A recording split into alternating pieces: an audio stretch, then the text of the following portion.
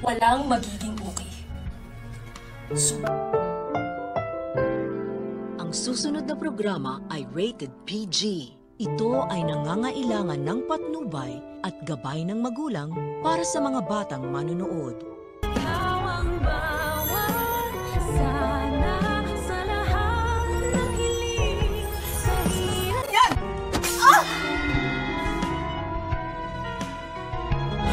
Mukhang nanunumbalik na naman ang feelings nitong si Robert para kay Lynette dahil nang makita niya itong nanginginig sa sobrang takot at muli niya na naman niyang naramdaman ang yakap ni Lynette at pagmamahal nito at nainis rin si Robert kay Carlos dahil nga daw pinababayaan nito si Lynette na magala-gala sa halip na magpahinga lang sa bahay dahil nga sa hindi pa ito lubusang magaling sa kanyang trauma. Pero ang payo naman ni Dr. Ray kay Robert na dapat nilang tantanan na si Lynette dahil nga may asawa na itong tao at wala na daw magagawa si Robert kundi ipaubayan na ang pag-aalala kay Carlos na asawa nito. Sa kabilang banda, mamasamain nga nitong si Carlos na makita niya kanyang asawa na kasama itong si RJ at feeling talaga ni Doc Carlos na pinagtataksilan siya ng kanyang asawa at kahit anong paliwanag nga nitong si Lynette ay hindi siya pakikinggan ni Carlos. Sobrang galit ni Doc Carlos kay Lynette ay mayahagis niya ang baso na naglalaman ng kanyang iniinom alak at ito may tatama sa braso ni Lynette na bigla namang dudugo agad sa kabilang banda. Yung alam na ni Justin ang plano ng kanyang amang si Eric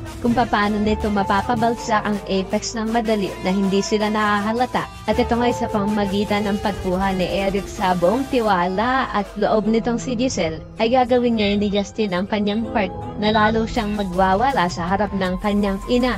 Ito ay upang sa tuwing gagawin ito ni Justin ay lagi naman nandun si Eric upang ipagtanggol at kampiyan si Giselle laban dito kay Justin.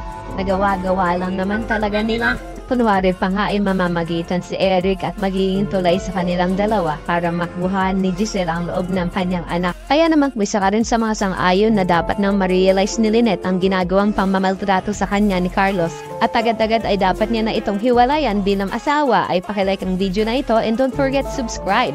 Thanks for watching and see you on our next episodes. Bye-bye!